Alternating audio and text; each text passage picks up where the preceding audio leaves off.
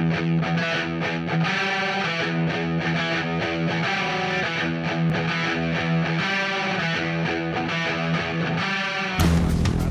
this your first year at Toronto After Dark? Yeah, it's my first year. I came because my friend had come a couple other years, and this was the first year I could. You have a pass, so clearly this is not your first night at Toronto After Dark. No, it is my 8th night. Your 8th night. Is this your first year at Toronto After Dark? No. No. How many years have you come before? 3 years, but this is my first year with the pass. So First year with the pass. What made you decide to get the pass this year?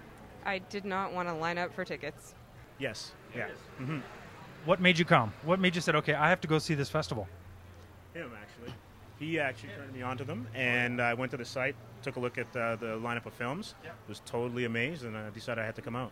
It's definitely about the crowd because like you can't watch any of these videos at home, sitting on your sofa. It's just not as much fun. Yeah. You watch it with the crowd, and we all cheer at the right places, and we all boo in the right places, and it's just the atmosphere is fantastic.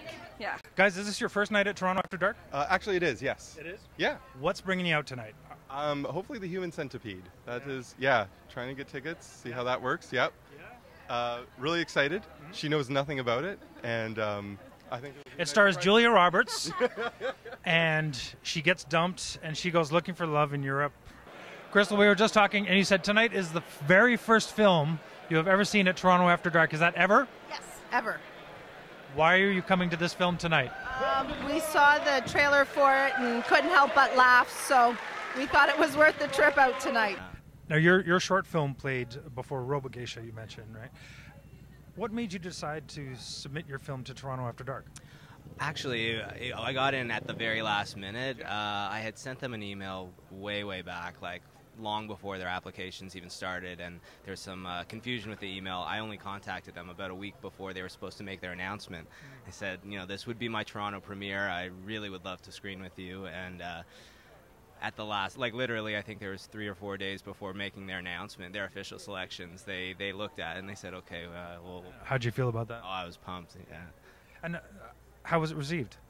Really well. I mean, I was a bit nervous, so I it didn't really register as much as it might, but yeah, I think it really well, and we got some good reviews from bloggers. And so you got a lot of positive feedback from submitting your film to the Toronto After Dark Film Festival. Yeah, I mean, and we've screened now at we've gotten into almost 40 festivals, so it was nice to get the hometown screening. Is this your first year at Toronto After Dark? 4th year. 4th year. Yeah. So this being the 5th year, did you miss the first year? I hadn't heard about it. I heard about it the 2nd year, and I just fell in love with it. Yeah. Horror movies. So what keeps you coming back every year? The gore. Yeah. The gore. It's just the movie. Like, the movies are so random, things you'd never get to see otherwise. Things, it's not the kind of thing that just trickles into theaters in the area. It's the only place to see it. Your pass holders, have you been able to make all the movies this year? Not all, but we got to see a bunch of them. Yeah, a lot of really good movies. Do you have any favorites? The Last Exorcism, definitely my favorite. Amazing movie, amazing, yeah. All About Evil was hilarious. I liked it a lot. Obviously, Last Exorcism was amazing. Yesterday, I Spit on Your Grave was creepy. Like, freaked me out a little bit, but it's been a great festival this year. But you can't forget Robogeisha, absolute favorite. That was amazing. Absolute favorite, hands down, except for Last Exorcism. That was really good. Is this your first year at the festival, or have you been before? We've been before, but this is our first year as pass holders. Pass holders. So how do you like it? Being a pass holder is so much better. No lineups? No lineups, yeah. And we're guaranteed, to get to every move that we want to go to. So you would say that the passes are definitely worth it? Oh yeah, totally worth it. Passes are worth it, and then you get the best seats. We've now scattered out our favorite seats in the hall, so the passes definitely get you into that. Yeah. No more lineups for us. If somebody offered you link sausages to eat while you watch the Human Centipede, would you do it? Yes. You would, hands down. Sure, why not? A little bit of sauerkraut on the side too, to get the true German feel. Maybe a Steiner beer.